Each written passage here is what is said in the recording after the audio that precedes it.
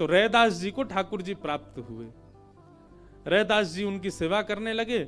उनकी सेवा से कुछ लोग परेशान हो गए। उन लोगों ने कहा कि भाई इसके तो बड़े भगत होने लगे, इसके यहाँ तो बड़ी भीड़ जाने लगी और ये तो ब्राह्मण भी नहीं है। और जाकर के सबने शिकायत कर दी राजा से। बोले ठाकुर जी की सेवा का अधिकार केवल हम लोगों को मिलना चाहिए, रैदास से उसके ठाकुर जी छीन लिए जाएं। राजा ने रैदास जी को ठाकुर जी सहित बुलाया और कहा, एक तरफ सब ब्राह्मण बैठे और एक तरफ रैदास जी बैठे, बीच में सिंहासन पर ठाकुर जी बैठे।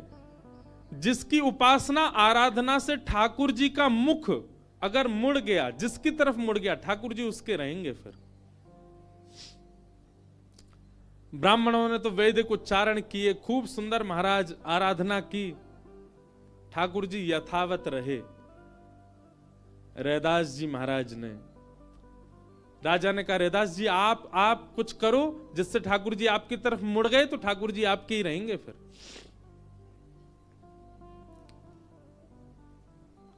रैदास जी ने एक पद गाया,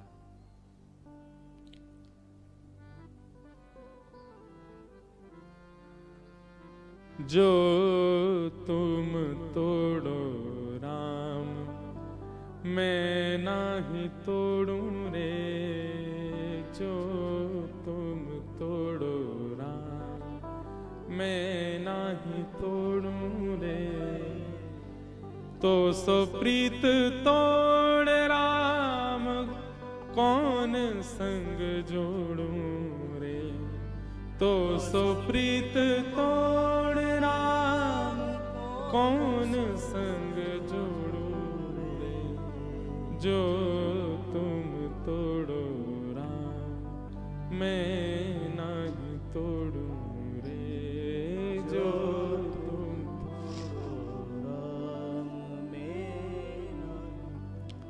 रैदास जी कह रहे हैं, बोले नाथ मैंने जीवन में आपसे कुछ नहीं मांगा पर आज आपसे मांग रहा हूं।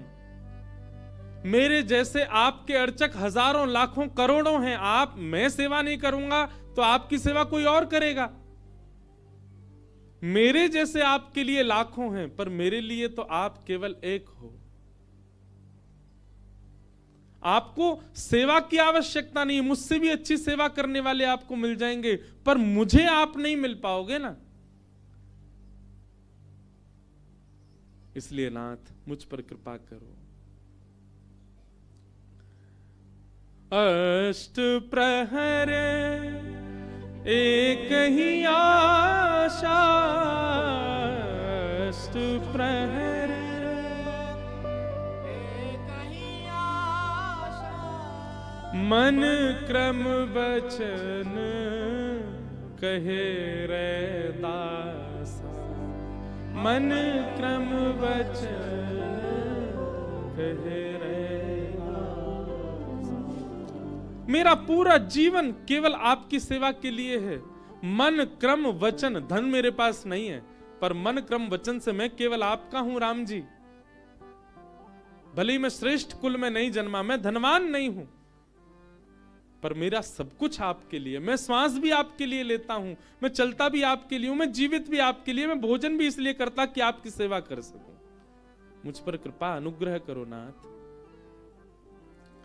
रैदास जी ने ऐसा पद गाया, बात तो केवल इतनी थी कि ठाकुर जी मुख घुमाएं जिसकी तरफ उसके हो जाएंगे, पर रैदास जी का पद सुनकर के ठाकुर जी ने मुख नहीं घुमाया, ठाकुर जी प्रतिमा चल करके श्री रैदास जी के कंठ से आकर के लग गई। और यह दृश्य देख करके वहां विराजमान जितने विप्र थे, राजा थे, सब नतमस्तक हो गए।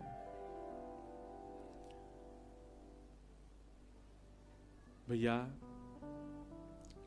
ठाकुर जी को रिझावे के लिए बहुत व्यवस्था नहीं, केवल भाव की आवश्यकता। पाप, फल, बंधन, भय और मृत्यु, इनमें भजन संसारी लोग करते हैं, पर यदि आप वैष्णव हो, यदि आप कंठी पहनते हो, यदि आप तिलक लगाते हैं, पाप करने के बाद ठाकुर जी का भजन नहीं करना। ठाकुर जी से कहना, नाथ पाप किया है मैंने, भोगूंगा मैं। ठाकुर जी को इसके लिए मत खींचो कि मुझ पर कृपा कर दो नाथ, भय के कारण और अर्जी लगा रहे हैं, ये कर दो वो कर, नहीं। पाप किया है तो उसके लिए तैयार रहिए कि नाथ मैंने किया है, इसका दंड मुझे आप दीजिए। ये वैष्णव स्वभाव होता है।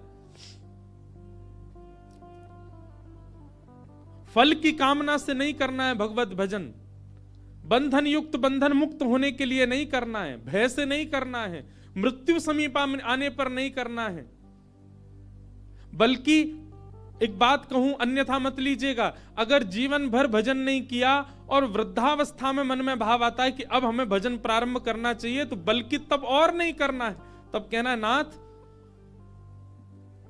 जब ये नेत्र श्रेष्ठ थे तब तो आपको देखा नहीं, जब ये कान सुन सकते तब तो आपकी कथा सुनी नहीं, जब आपके समीप आ सकते थे तब तो परिक्रमा लगाई नहीं, जब आपका कीर्तन कर सकते थे तब करताल बजाई नहीं, अब ये सब निष्ठुर हो चुके हैं तो अब भी नहीं करना है।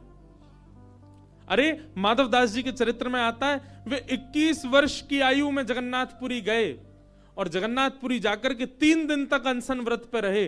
कारण पूछा तो उसमें यह बताया, मैंने 21 वर्ष बिना जगन्नाथ जी के क्यों निकाल दिए, मुझे प्रारंभ से ही अपना जीवन अर्पित करना था उनको। बंधुओं, भगवान को जीवन अर्पित करने का मतलब यह नहीं होता कि आप अपनी पढ़ाई छोड़ दो, आप अपनी जॉब छोड़ दो, आप अपने कर्म छोड़ दो। व्यवहार तो आपको करना ही है, संसार में आपको कर्म तो करना ही है, पर मनस्थ में श्री ठाकुर जी सदा विराजमान रहे। यह विश्वास, यह प्रेम, यह निष्काम भाव ठाकुर जी के प्रति सदा सजग रहे, उसके साथ अपने कर्म का निर्वहन करो।